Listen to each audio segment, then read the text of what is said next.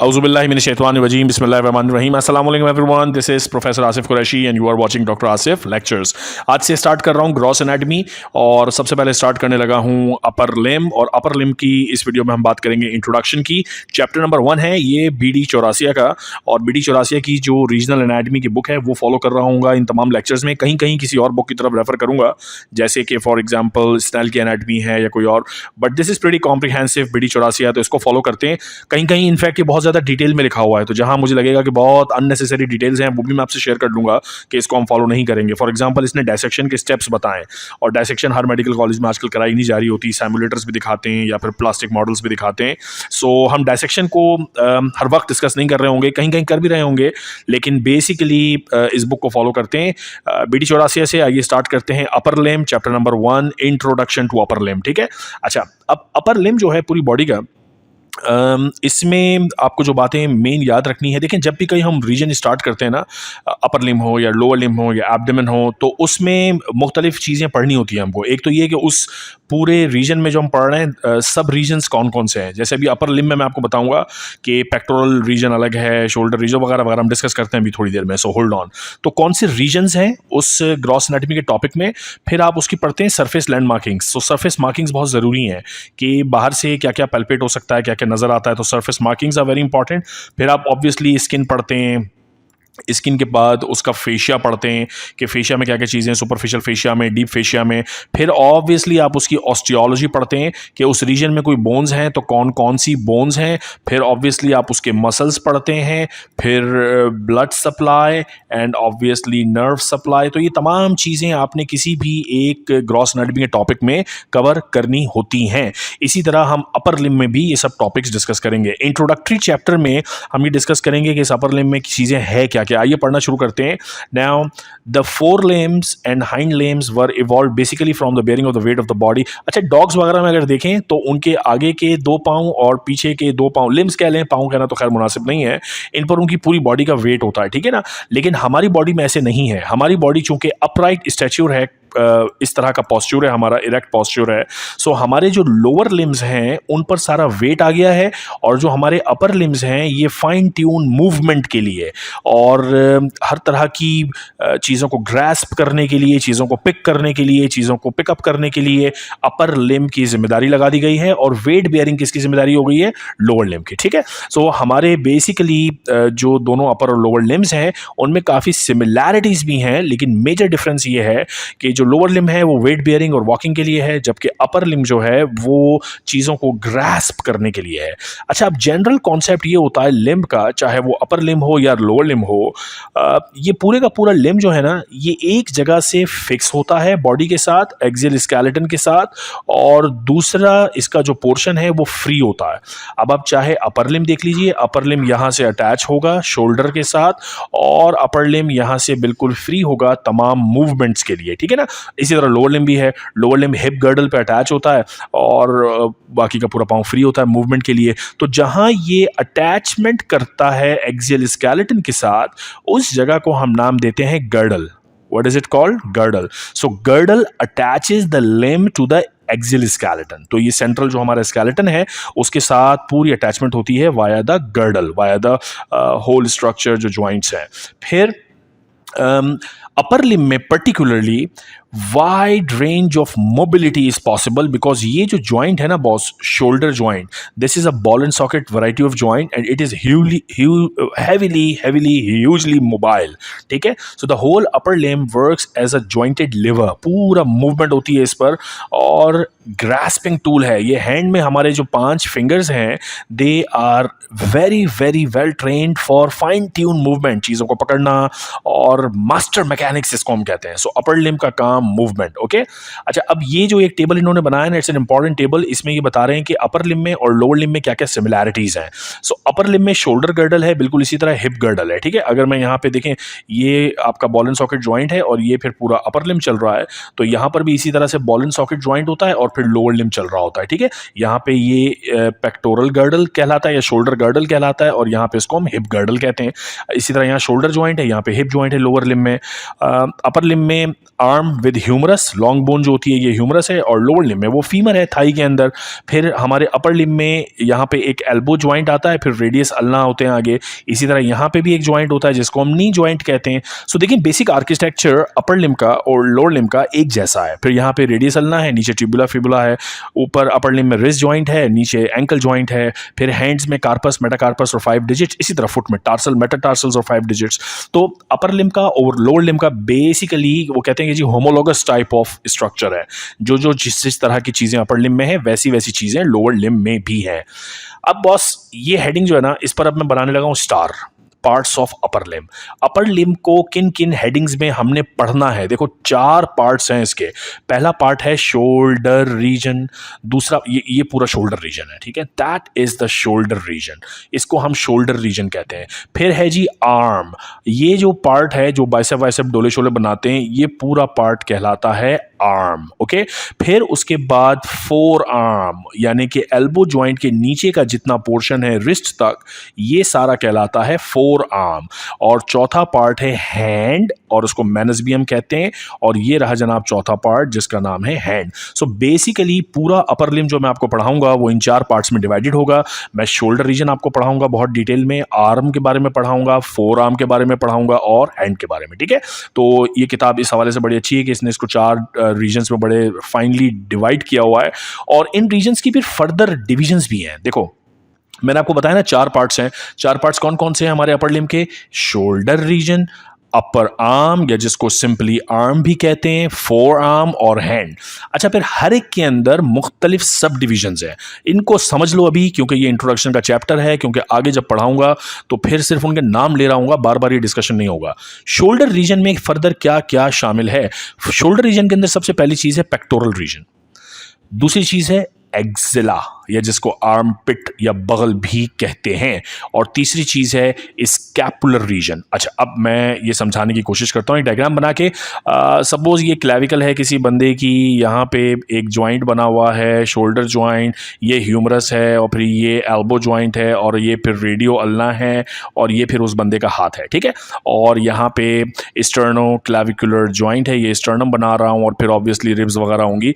तो ये मैं एक पूरा गर्डल, तो अब जो सामने का पूरा फ्रंट पोर्शन है, ये वाला पोर्शन जो एक्सरसाइज करते हैं ना, वो कहते हैं ना यार चेस्ट लगा रहा हूं, तो चेस्ट वाला ये जो सारा पोर्शन है, ये पूरा पोर्शन बॉस कहलाता है पेक्टोरल रीजन। क्या नाम देते हैं इस पूरे रीजन को?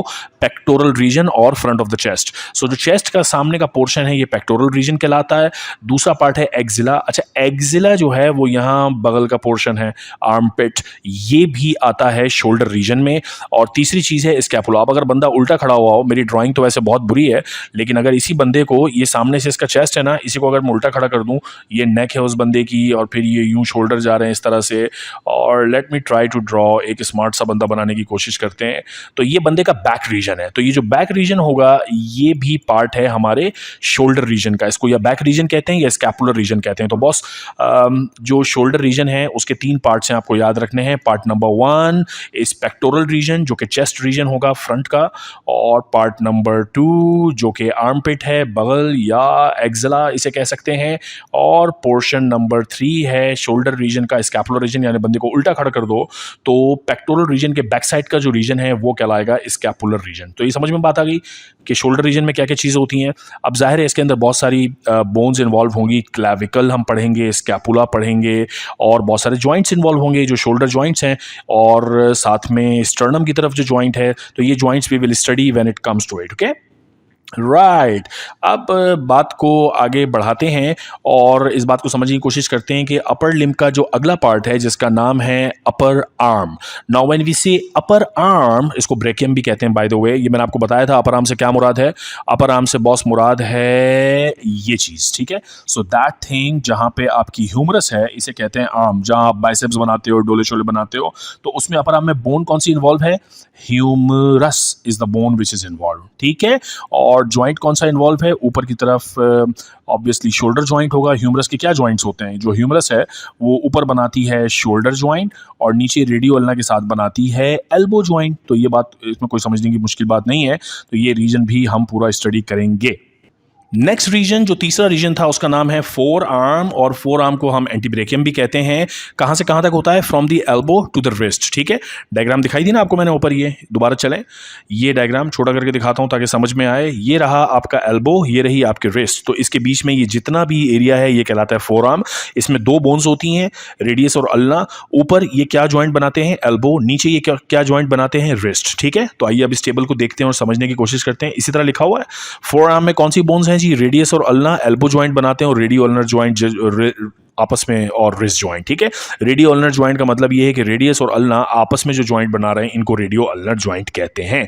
और चौथा पोर्शन फिर है हैंड। हैंड दिखने में तो छोटा सा लगता है, लेकिन इसके अंदर बहुत सारी बोन्स हैं। ठीक है, इसमें इसमें कार्पल्स हैं 8 बोन्स, मेटाकार्पल्स हैं, फिर 14 फैलेंजेस हैं, वगैरह वगैरह, और बहुत सारे इनमें ज्वाइंट्स बन रहे होते हैं, और 5 इसमें डिजिट्स होते हैं। थंब है फर्स्ट डिजिट, फिर इंडेक्स फिंगर सेकंड डिजिट, यानी ये थंब, फिर इंडेक्स फिंगर, फिर उसके बाद मिडिल फिंगर, फिर रिंग फिंगर, और फिर लिटिल फिंगर। राइट, बड़ा अजीब सा मैंने हाथ बना है, बट एनीवेज 5 डिजिट्स होते हैं, ये आपको पता है। राइट, अब तक की समरी क्या है कि अपर लिम्ब में बॉस कितने रीजन्स होते हैं? अपर लिम्ब में जनाब होते हैं 4 रीजन्स। ठीक है, देखो मैं बार बार ये डायग्राम दिखा रहा हूँ, बहुत इंपॉर्टेंट है। पहला रीजन, इसको कहते हैं शोल्डर रीजन, उसके बाद आर्म, उसके बाद फोर आर्म, और उसके बाद हैंड। तो ये 4 रीजन्स भूलने नहीं है, और इन चारों रीजन्स के फर्दर सब डिविजन्स आपको याद रखने हैं। ठीक है, पेक्टोरल रीजन क्या होता है भाई? क्या बताया? फ्रंट का पोर्शन। ठीक है, बैक के पोर्शन को क्या बोलते हैं? Scapular region. Right, okay. अब यहाँ पे जितनी मैंने आपको बातें समझाई है ना, उसकी सारी डिस्क्रिप्शन है, तो आप लोग खुद पढ़ लीजिएगा, इसमें कोई मुश्किल चीज़ नहीं है। फॉर एग्जांपल कुछ लाइनें पढ़ के दिखा देता हूँ। शोल्डर रीजन में 3 हिस्से होते हैं, मैंने आपको बताया। पहला पेक्टोरल रीजन, ब्रेस्ट रीजन या फ्रंट ऑफ द चेस्ट। दूसरा एक्जिला यानी आर्मपिट, और तीसरा स्कैपुलर रीजन यानी बैक ऑफ द चेस्ट। ठीक है, इनमें कौन कौन सी बोन्स होती हैं? इनमें होती हैं क्लेविकल और स्कैपुला, और इनमें ज्वाइंट्स होते हैं स्टर्नोक्लेविकुलर ज्वाइंट और एक्रोमियोक्लेविकुलर ज्वाइंट, शोल्डर ज्वाइंट। तो हर रीजन में कौन सी बोन है, कौन सा ज्वाइंट है, वो सब बातें इस टेबल में ब्रीफ की हुई हैं, यहां पर वही वर्डिंग्स में लिखी हुई हैं। ओके, सो कोई डिफरेंस नहीं है इस टेक्स्ट में, इसको आप खुद से पढ़ सकते हैं और इंशाल्लाह समझ में आ जाएगा।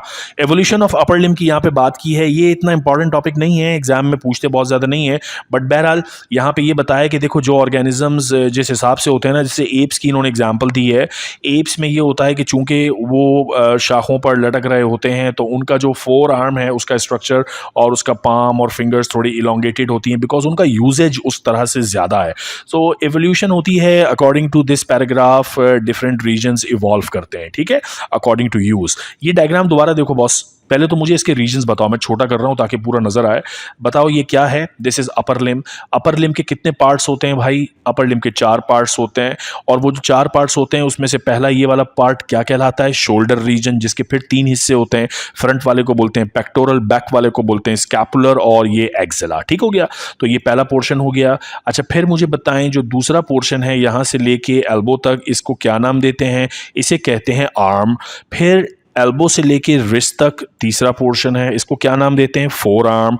और उसके बाद ये चौथा पोर्शन क्या कहलाता है? हैंड। तो ये सारी बात हम कर चुके हैं। इस डायग्राम में ये बता रहे हैं बेसिकली कि देखो अपर लिम्ब से आप चीज़ों का वेट उठाते हो या चीज़ों को रेजिस्ट करते हो, तो line of force transmission basically क्या है? तो होता ये है कि आपके हैंड से जो फोर्स है वो ट्रांसफर होती है रेडियस और अल्ना की तरफ, ये आपस में यूं शेयर करते हैं। रेडियस अल्ना से ऑब्वियसली ये ट्रांसफर होती है ह्यूमरस की तरफ, ह्यूमरस से ये ट्रांसफर हो जाती है towards scapula and this acromioclavicular joint, और यहां से क्लेविकल के थ्रू ये चली जाती है एक्सियल स्केलेटन पे। सो अल्टीमेटली जो भी प्रेशर आपका हैंड ले रहा है वो ट्रांसमिट होता है हमारे एक्सियल स्केलेटन में। तो ये जरा डायग्राम देखेंगे, फोर्स या कोई भी वेट है from the hand to the wrist to the radius to the ulna to the elbow joint, humerus, shoulder joint, scapula, coracoclavicular ligament, clavicle, sternoclavicle ligament, sternum and axial skeleton। यानी हाथ पे apply हुआ हुआ force ultimately कहां पे bear up होता है? Axial skeleton पे। ठीक है ना, तो ये बात आपको समझ में आनी चाहिए कि सारा का सारा प्रेशर इस तरह ट्रांसफर होता है एक्सियल स्केलेटन तक। लाइंस पता होनी चाहिए। अच्छा, फिर ये पैराग्राफ बड़ा इंटरेस्टिंग सा है। ये मैं इसलिए पढ़ाता हूँ ताकि बच्चों को पूरी ग्रॉस एनाटॉमी का ना समझ में आए।